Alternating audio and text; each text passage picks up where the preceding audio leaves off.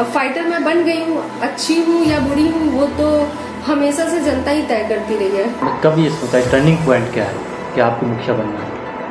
किसी विकलांग को अगर मैं ट्राईसाइकिल देकर के उसको आत्मनिर्भर बना रही हूँ, उसको चलता फिरता दुकान बना के दे रही हूँ कि तुम्हें भीख मांगने की जरूरत नहीं है, तुम अपने पैरों पे खड़े हो, तो वो जो पैसे दे रहे हैं ना वो मतलब एक एक व्यक्ति जो एक होता है ना कि जो जुड़ा हुआ है इमोशनली मुझसे जो फेसबुक पे जुड़े हुए हैं ना, वो वैसे नहीं जुड़े हुए हैं कि वो जस्ट मुझे फॉलो कर रहे हैं। मुझे लगता है कि वो एक एक मेरे एक एक काम के साथ, मेरे इमोशंस के साथ वो जुड़े हुए हैं। विधानसभा में तो जदयू की सीटें हैं। हाँ, ये तय है।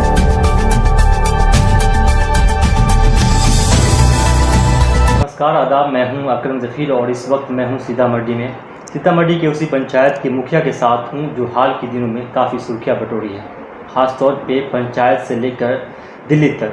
जी हां, मैं हूं सरबरसा ब्लॉक के सिंह वाहिनी पंचायत की मुखिया ऋतु जायसवाल के साथ। ऋतु जायसवाल जी, आपका बहुत बहुत स्वागत। Thank you. आप हायर एजुकेशन से आप आती हैं, लेकिन आपको क्या ज़रूरत पड़ा कि आप एक पंचायत में आकर यहाँ के लोग की सेवा करें?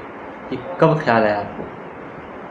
अब ऐसा तो बिल्कुल भी नहीं है कि अगर पढ़ के आया है तो उसे नई सेवा नहीं करना चाहिए। बिहार की जो माहौल है, यहाँ पे जो भी मुखिया बनते हैं वो दबंग होते हैं, लेकिन आपकी शादी के बाद 15 साल के बाद आप यहाँ आई और आपने देखा कि यहाँ की हालत बहुत ही ख़राब है। इसके बाद आपने ये कदम उठाया, यहाँ पे आकर लोगों की सेवा करना शुरू किया। लेकिन उससे पहले क्या आपको कभी ऐसा लगा कि बिहार की हालत या किसी पंचायत की हालत इतनी ख़राब हो सकती है? हाँ, अगर आज से 15 साल पहले की बात करें जहाँ पे कि बिजली नहीं थी या सड़कें नहीं थीं और क्राइम बहुत ज़्यादा था, ये सब हालात थे जब धीरे धीरे फिर बिहार के सरकारें बदली और हालात भी बदले, सड़कों की कमी नहीं थी।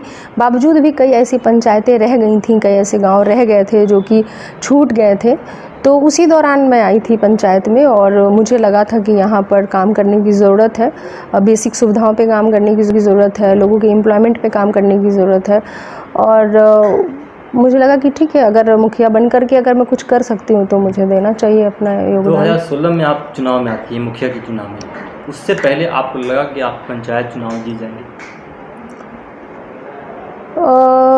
उसके पहले मुझे लगा ही नहीं था कि मैं किसी मतलब पंचायत चुनाव में खड़ी होंगी, क्योंकि अगर सामने में चैलेंजेस नहीं होते और उस चैलेंज को मतलब एक्सेप्ट करने की अगर मुझ में हिम्मत भी नहीं होती तो शायद मैं मुखिया बनती नहीं। डेफिनेटली बिहार में जो इलेक्शंस होते हैं, ग्रास रूट इलेक्शन जो है मुखिया और वार्ड का, काफ़ी उसमें कास्टिज़म है, कास्ट बेस्ड रहता है।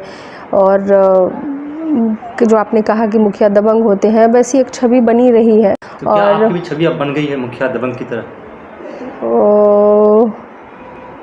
जैसा कि पिछले साल ये देखने को सामने आया कि आप एक जाति सूचक शब्द का इस्तेमाल किए थे, इसके बाद आपने ये देखा होगा कि वैसा वो मुझ पर झूठा केस दर्ज हुआ था और वो झूठा साबित हो चुका है। वो केस फॉल्स साबित हुआ था। जब आप एक बेहतर काम करने के लिए आते हैं तो आप पे आरोप लगते रहे। ये ऐसा आज का नहीं है। जब कभी भी आप अगर बेहतर काम के लिए आते हैं तो जो लोग हैं जिनको पसंद नहीं आता है कि ईमानदारी से भी काम हो सकता है, तो वैसे लोग तो अड़ंगा लगाते ही हैं। तो आप अगर नहीं कुछ करेंगे, आप सब चीज़ में एडजस्ट होते चले जाइए, आप पे कोई केसेस नहीं होंगे। जो जैसा है आप उसके साथ एडजस्ट होते चलिए। करप्शन है, आप करप्शन के साथ एडजस्ट कर लीजिए। प्रॉब्लम आप जो भी जिस तरह से है, आप अगर ईजिली अगर आप सब कुछ को एक्सेप्ट कर लेते हैं, पार्ट बन जाते हैं करप्शन के, तो आप पे कोई किसी तरह के चार्जेस नहीं लगेंगे, क्योंकि आप उसके पार्ट हैं। क्लैश कहाँ शुरू होता है? जब आप किसी चीज़ का विरोध करते हैं, चाहे वो भ्रष्टाचार हो या किसी तरह की गंदगी हो। डेफिनेटली हमने कई तरह के यहाँ पे भ्रष्टाचार पे लगाम लगाए, सरकारी सुविधाएं जो सही तरीके से नहीं पहुँचती थी उस पे लगाम लगाए, सरकार की योजनाएं अगर सही तरीके से नहीं हो रही हैं, जैसे कि अगर वार्ड क्रियान्वयन एवं प्रबंधन समिति को ही नल जल का काम करना था और वो ढंग से नहीं कर रहे थे, तो एक मुखिया होने के नाते, एक अध्यक्ष होने के नाते हमें लगता है कि वो काम सही तरीके से होने चाहिए। तो ठीक है, अगर उसमें अगर किसी को प्रॉब्लम हो सकती है पर्टिकुलर किसी वार्ड को या कुछ को भी, तो उन्हीं चीज़ों से लड़ने के लिए हम लोग हैं। ऐसा नहीं है कि ठीक है एडजस्टमेंट कर लो, आधा तुम आधा वो, यहाँ नहीं चलता है। तो यहाँ पे काम चलता है। उन्हीं से लड़ने के लिए आपने जदयू का दामन थामा है? तो जदयू का दामन मैंने इसलिए थामा है क्योंकि जब मैं 4 सालों से इंडिपेंडेंट काम करती रही तो लोगों ने कहा कि मैम आप काम कर रही हैं जिस तरीके से, जिस ऑनेस्टी से आप पंचायत में काम कर रही हैं, जिस तरह से भ्रष्टाचार को एक एक करके आप एक्सपोज कर रही हैं कि आवास में पैसे देने की ज़रूरत नहीं है या पीडीएस में देने की ज़रूरत नहीं है, तो लोगों ने ऐसा कहा कि मैम आपको अच्छे लोगों को राजनीति में आना चाहिए, आप जैसे लोगों को राजनीति में आना चाहिए, आप जैसे लोगों की जिसकी इमेज अच्छी है, जो ऑनेस्ट है, जो डेवलपमेंट की बात करते हैं, जो कास्ट की बात नहीं करते हैं, जो कैडर की बात नहीं करते हैं, आपके जैसे लोगों को आना चाहिए। ये आम लोगों की एक थी और उनकी ही बातों को आप कह सकते हैं कि मुझे लगा कि अगर ऐसा है तो अच्छे लोगों को आना चाहिए, तो मैं आ गई। आप जब पहली मरतबा चुनाव मतलब 2016 में लड़ी तो 1900 वोट से आप जीती, जी। तो आने वाले वक्त में आप पंचायत से बाहर निकलेंगी या सिर्फ पंचायत तक ही सीमित कर जाएंगे? चूँकि मैंने पार्टी ज्वाइन किया है तो अब जो पार्टी का निर्णय होगा कि वो क्या निर्णय लेती हैं, वो क्या मुझे वो मौका देती हैं। बजाने की उम्मीद है क्या? मैंने कहा ना, ये पूरी तरह से डिपेंड करता है, क्योंकि मैं अभी तो इंडिपेंडेंट हूँ नहीं, मैं पार्टी ज्वाइन कर लिया तो मैं ये नहीं कह सकती कि मैं इंडिपेंडेंट लड़ूंगी। अगर इंडिपेंडेंट जैसे मैंने मुखिया का इलेक्शन फाइट किया तो वो अलग बात है। अब चूँकि मैं पार्टी की हूँ तो जो आला कमान होंगे, जो हमारे पार्टी के लीडर हैं, अगर उनको लगेगा कि इनको मौका मिलना चाहिए या देना चाहिए तो अगर वो देते हैं तो ज़रूर आऊँगी। के जिला महिला अध्यक्ष हैं, मौजूदा पिछली सरकार में, आरजेडी की सरकार में और मौजूदा आपकी सरकार में क्या अंतर देखती है महिलाओं को लेकर खासतौर पर? महिलाओं की ही अगर आप बात करें, अगर आप इंफ्रास्ट्रक्चर की बात छोड़ दें, आप सड़कों की बात छोड़ दें, आप जहाँ बिजली के तार कपड़े सुखाने के काम में आते थे आप उसकी भी बात छोड़ दें, जहाँ सड़कें नहीं गड्ढे हुआ करते थे उसकी बात छोड़ दें, जहाँ शाम के 5 बजे 6 बजे के बाद आपका घर से बाहर निकलना मुश्किल हो जाता था, इतना दहशत था क्राइम का, उसकी भी अगर आप बात छोड़ दें, सिर्फ अगर महिलाओं की आप बात करें तो सबसे पहले तो मैं ये कहूँगी कि जिस तरीके से शराबबंदी करा करके जो उपकार यहाँ पे किया है माननीय मुख्यमंत्री जी ने, अगर वो चाहते हैं कि शराब से क्या होता है कि बहुत अच्छा एक टैक्स जो है वो मिलता है स्टेट को, आर्थिक क्षति को सहन करना एक बड़ी बात होती है, ये स्टेप उठाना बड़ी बात होती है कि कितनी बड़ी आर्थिक क्षति होती है इससे। बावजूद भी उन्होंने देखा कि नहीं, महिलाओं का इसके कारण बहुत अत्याचार हो रहा है, पुरुष शराब पी के आते हैं, घर में पैसे नहीं देते, वो मारते पीटते हैं। तो मुझे लगता है कि सबसे बड़ा कदम ये रहा, आप बालिकाओं की साइकिल योजना पे आ जाइए। जिस तरह से ड्रॉप आउट पहले था स्कूलों में, लड़कियां स्कूल तक पहुंचती ही नहीं थी, हाई स्कूल तक, मिडिल स्कूल तक पहुंचती ही नहीं थी, वहाँ पे साइकिल योजना जैसी चीज़ों को शुरू करके आप देखिए कि एक रेवोल्यूशन आया। वो एक साइकिल नहीं था, वो एक आत्मविश्वास था जो यहाँ की मतलब बच्चियों में माननीय मुख्यमंत्री जी ने दिया। तीसरी बात मैं अगर करूँ एम्प्लॉयमेंट को लेके, आप उनकी रक्षा सुरक्षा की बात तो छोड़ दो, एजुकेशन तक पहुँचाने की बात भी अगर आप छोड़ दो, एम्प्लॉयमेंट की आप बात करो तो आप मैं बता दूँ कि जीविका जिस तरह से काम कर रही है, 10 लाख के करीब जो है SHG ग्रुप, इसको पूरा वर्ल्ड एडमायर कर रहा है, पूरा वर्ल्ड इस देख रहा है कि 10 लाख ग्रुप बनना, सेल्फ हेल्प ग्रुप, लगभग सभी को बैंक से लिंक्ड करना, सभी में लोन प्रोवाइड कराना, और जिस तरह से लोन दिए जा रहे हैं और जिस तरह से महिलाएं आत्मनिर्भर हो रही हैं, वो चाहे बकरी पालन कर रही हैं, चाहे उन पैसों से गाय खरीद रही हैं, चाहे उस पैसों से वो किराने की दुकान या परचून की दुकान खोल रही हैं। कई आप सोचिए कि गांव की वैसी महिलाएं जो घूंघट में रहती थीं और वो सोच भी नहीं सकती थी कि वो बाहर आके किसी से बात भी करेंगी, आज वो महिलाएं बिल बुक लिख रही हैं, वो महिलाएं कैश बुक मेंटेन कर रही हैं, वो महिलाएं बैंक जाती हैं और वो सारा कुछ मेंटेन कर रही हैं। वो जनता देख रही है। मैम, आपने शराबबंदी की बात की, तो आपको नहीं लगता कि शराबबंदी होने से सरकार को जिस तरह नुकसान हुआ, तो दूसरी तरफ जो सरकारी पदाधिकारी हैं उनकी जेब भरता हुआ नजर आ रहा है, क्योंकि जो उत्तर बिहार का क्षेत्र है नेपाल से सटा हुआ है, नेपाल से बेधड़े से शराब आ रहा है, तो आपकी सरकार यहाँ तो नाकाम नज़र आ रही है। देखिए, अगर मुझे ऐसा लगता है, जैसे मैं पंचायत में हूँ, मुखिया के तौर पे काम कर रही हूँ, मैं जब शराबबंदी से पहले भी मैं यहाँ आई थी, केसेस ऐसे होते थे कि मुझे हर रोज़ तकरीबन 20 से 30 महिलाएं आती थीं। तब भी मैं चूँकि पंचायत से मुखिया बनने से पहले भी मैं यहाँ आती रही हूँ, उनको बुरी तरीके से मारा पीटा जाता था शराब के नशे में, बिल्कुल मतलब बहुत बुरी तरीके से मारा पीटा जाता था। मतलब इतना ज़्यादा डोमेस्टिक वायलेंस के केसेस इतने ज़्यादा थे, मैं बता रही हूँ बहुत हद तक। एक आधा केस कोई अगर दिख जाए तो अलग बात है। महिलाएं जो गांव में सुसाइड करती थी, जो कि रजिस्टर्ड भी नहीं होते थे केस, अनरजिस्टर्ड कह सकते हैं कि केस रह जाते थे, वो मैंने खुद देखा कि हमारे मतलब पंचायतों में जो रेशियो था सुसाइड करने का वो 0 हो गया है। तो आप ये नहीं कह सकते, आप इस तरह से देखो कि जहाँ महिलाओं में सुसाइड रेट बिल्कुल भी कम हो गया, वो ना मार खा रही हैं ना वो सुसाइड कर रही हैं, ठीक है।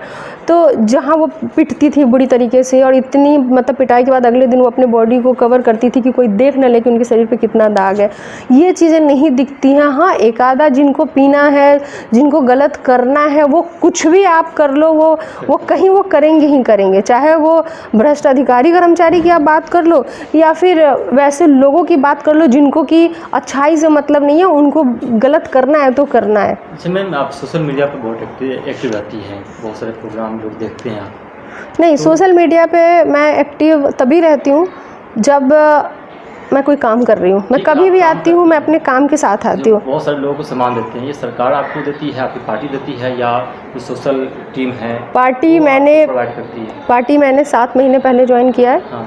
मेरे यहाँ 2017 में बाढ़ आई थी भयानक, तब भी लोगों को ऐसे ही मदद हुई थी। 2019 में कहाँ से आती है? बता रही हूँ, 2019 में भी फ्लड ऐसे आया था, ना तो किसी एनजीओ के द्वारा वो किया गया था, ना ही किसी पार्टी के द्वारा किया गया था, क्योंकि मैं किसी पार्टी में थी ही नहीं। वो लोग जो उस काम को ऑनेस्टी से, अपने फेसबुक की बात की ना, फेसबुक पे अगर मैं खड़ी हूँ, कहीं पे मैं अगर सड़क बनवा रही हूँ या कहीं पे कोई काम कर रही हूँ या लाइट लगवा रही हूँ या किसी गरीब किसी विकलांग को अगर मैं ट्राईसाइकिल दे करके उसको आत्मनिर्भर बना रही हूँ, उसको चलता फिरता एक दुकान बना के दे रही हूँ कि तुम्हें भीख मांगने की ज़रूरत नहीं है, तुम अपने पैरों पर खड़े हो, तो वो जो पैसे दे रहे हैं ना, वो मतलब एक एक व्यक्ति जो एक होता है ना कि जो जुड़ा हुआ है इमोशनली मुझसे, जो फेसबुक पे जुड़े हुए हैं ना, वो वैसे नहीं जुड़े हुए हैं कि वो जस्ट मुझे फॉलो कर रहे हैं।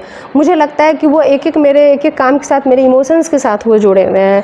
क्योंकि कई ऐसे मेरे पास, जैसे एक एग्जांपल मैं जो हर बार 2017 से दे रही हूँ कि एक बच्चे ने मुझसे कहा था कि उसको 100-150 जो भी मुझे याद नहीं है, वो पैसे स्कूल जाने के लिए ऑटो में जो 2 रुपये लगते हैं जाने और आने के, वो पैदल चला जाएगा 1 महीने, लेकिन वो यहाँ भेजना चाहता है कि किसी की मदद हो। 5-10 हज़ार मैसेजेस होंगे कि जिसमें कि आप एक अलग होकर काम करती थी, अब पार्टी में है, तो इस मरतबा जो सैलाब आया, तो आपको इस मरतबा सैलाब आया, इसमें पार्टी की तरफ से, सरकार की तरफ से आपको मदद मिली?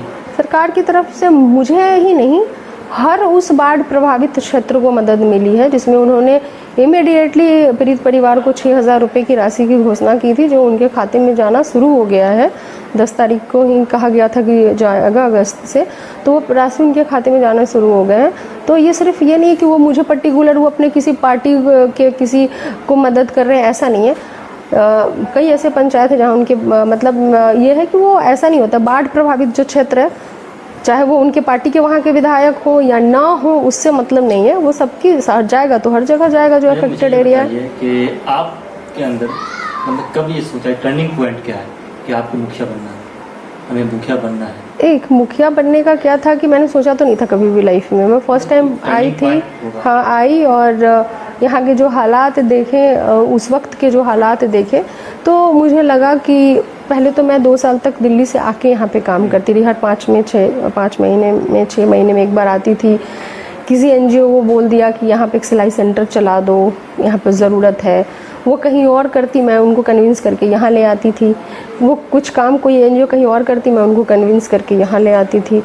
तो इस तरीके से ये हुआ कि कुछ कुछ काम यहाँ पे होना शुरू हुआ।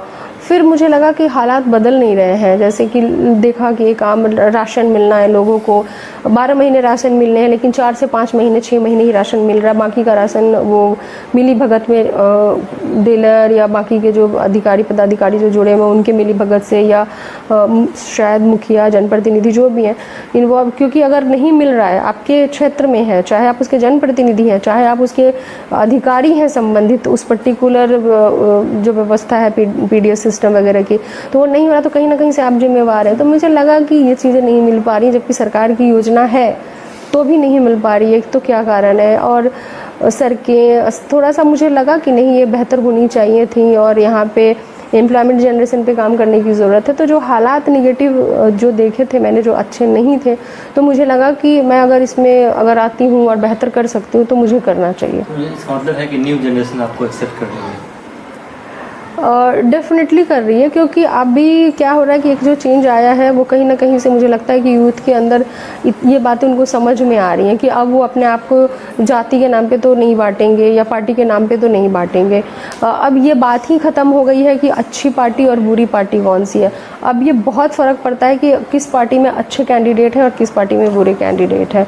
जिस पार्टी में मुझे लगता है कि ज़्यादा बेहतर कैंडिडेट होंगे वो अच्छी पार्टी हो जाएगी। ठीक है। आज से 5 साल की पहले की ऋतु जायसवाल और मौजूदा की ऋतु जायसवाल आप कैसे महसूस करती हैं? बहुत वैसी चीज़ों को मतलब जो जिससे मेरा वास्ता ही नहीं था। कैसे? ठीक है। किस तरह का? जैसे कि अब गांव में जा कर के आप किसी विधवा के पेंशन के लिए फ़ाइट कर रहे हैं या किसी को राशन का अधिकार दिलाने के लिए फ़ाइट कर रहे हैं या आपकी सड़कें बननी चाहिए उसके लिए आप फ़ाइट कर रहे हैं, आपके यहाँ पुल पुलिया बनना चाहिए उसके लिए आप फ़ाइट कर रहे हैं और किसी तरह का भ्रष्टाचार ना हो उसके लिए आप फ़ाइट कर रहे हैं। तो इतना तो मैं ज़रूर कहूँगी कि एक फ़ाइटर तो मुझे बना दिया गया है। बना दिया है। हाँ। तो आने वाले वक्त में जदयू के तौर पे खासकर सीतामढ़ी में एक अच्छा फाइटर नजर मिलेगा जदयू को? अब फाइटर मैं बन गई हूँ, अच्छी हूँ या बुरी हूँ वो तो हमेशा से जनता ही तय करती रही है, क्योंकि हम एक प्रजातांत्रिक देश में रहते हैं और जनता ही ये तय करती है कि आप कितने फाइटर हैं या आप फेल्योर हैं या आप क्या हैं। वो जनता 1 मिनट में उसका हिसाब कर देती है अपने वोट से। तो ये तो तय है कि सब वही ये तय करेंगे कि सही में मैं फ़ाइटर हूँ या वो मुझे कितना एक्सेप्ट करते हैं या नहीं करते। ये पूरी तरह से जनता के वोट पे डिपेंड करता है। आपके जिस क्षेत्र से आते हैं वो क्षेत्र ग्रामीण का है, वो बहुत सारी समस्याओं से परेशान होते हैं, जैसे कि धान डूब जाना। बिल्कुल। तो इन सब समस्याओं को लेकर आप आवाज़ उठाती रही हैं, जैसे कि वो सब लोगों से पता चला है। जी। आने वाले वक्त में इन किसानों के लिए उनके घर उजड़ जाते हैं, बह जाते हैं, उनके लिए आप क्या करेंगे? देखिए, मुझे हमेशा से ये लगता है कि सबसे ज़्यादा प्रॉब्लम किस चीज़ में, सरकार की योजनाएं हैं, ठीक है, लेकिन प्रॉब्लम सबसे ज़्यादा कहाँ आती है, जो इम्प्लीमेंटेशन जिनका पार्ट है वो क्यों नहीं सही तरीके से इम्प्लीमेंट करवा पा रहे हैं। या फिर जैसे मान लीजिए कि आवास दिया जाना है, हमारे साथ ऐसा क्यों हो रहा है आज के टाइम पे कि फ्लड आया और झोपड़ी बह रही है। जब इतने सालों से जब आवास दिया जा रहा है तो झोपड़ियाँ बची हुई कैसे हैं, वो सारे अभी पक्के मकान क्यों नहीं बने। तो ठीक है, पीछे जाके तो मैं नहीं बदल सकती उनको, मैं उन लोगों को आवास देने में असमर्थ हूँ जिनको आवास मिल चुका है लेकिन घर नहीं बना। ठीक है, अब ये है कि जब उनके बच्चे बालिग होंगे, उनकी शादी होगी, वो 21 साल के हो जाएंगे, फिर उनको हम लोग आवास में लेकर के आ सकते हैं, उन्हें दिला सकते हैं। तो कहीं ना कहीं से एक था कि ये इंश्योर करना एक जनप्रतिनिधि का काम होता है और ब्लॉक के जो अधिकारी संबंधित और कर्मचारी हैं उनका काम है। एक बेहतर गवर्नेंस तो चाहिए ही करने के लिए, तो वो था। मुझे लगता है कि अगर सही तरीके से अगर गवर्नमेंट की जो भी योजनाएं हैं उसको अगर बेहतर तरीके से अगर किया जाए तो ही जनता तक सही से पहुंच सकता है। मुखिया हैं फिलहाल, तो कभी आपको ऑफिस में ऐसा लगा कि नहीं, इस जगह पे मैं होता ऑफिसर, मुझे इस काम करने में परेशानी नहीं, कभी ऐसा कोई लगा? नहीं, ये चीज़ नहीं लगा। मुझे ये लगा कि अगर ये बैठा हुआ व्यक्ति अगर ऑनेस्ट होता मेरी तरह, मैं ऑफिसर होती, ये मुझे नहीं लगा, पर मुझे ये लगा कि अगर ये बैठा हुआ व्यक्ति अगर ऑनेस्ट होता, ठीक है, चाहे वो किसी भी पोस्ट पे बैठा हुआ है, तो शायद इतनी दिक्कत नहीं आती लोगों को। तो ये ज़रूर मुझे लगा कि प्रॉब्लम कई बार होता है, मुझसे लोग पूछते भी हैं कि आप महिला हैं, आपको दिक्कत नहीं आती है काम करने में, ब्लॉक और ये वो जाने में। मैंने कहा नहीं, महिला और पुरुष होने की बात नहीं है, बात मुझे वहाँ पे दिक्कत आती है जहाँ पे कि आप अगर आप ऑनेस्ट व्यक्ति हैं ना, आपको प्रॉब्लम आएगी ही आएगी। तो आने वाले इस क्षेत्र के लोग आने वाले चुनाव में आपको जदयू या दीगर किसी पार्टी के उम्मीदवार के तौर पर देख सकती है? नहीं, कोई और पार्टी नहीं, जदयू में हूँ तो मैं डेफिनेटली अगर वक्त में ये सीट तो बीजेपी के हाथ में है। कौन सी सीट? ये जो सीट जहाँ पे मैं अभी, हाँ अच्छा, परिहार विधानसभा की बात कर रहा हूँ। और भी हैं, वो तो अब सरकार की मर्जी है। और विधानसभा विधानसभा में तो जदयू की सीट पे है। हाँ, ये तय है। मैम आपका मिलेट टाइम्स की वीडियोस देखने के लिए यहाँ क्लिक करके सब्सक्राइब करें और हाँ, बेल आइकन जरूर दबाएं। अगर फेसबुक पर देख रहे हैं तो पेज लाइक करें। ताज़ा तरीन खबरों और मज़ामीन के लिए विजिट करें हमारी वेबसाइट www.millettimes.com। हमारी ये वेबसाइट उर्दू, हिंदी, इंग्लिश तीनों लैंग्वेज में मौजूद है।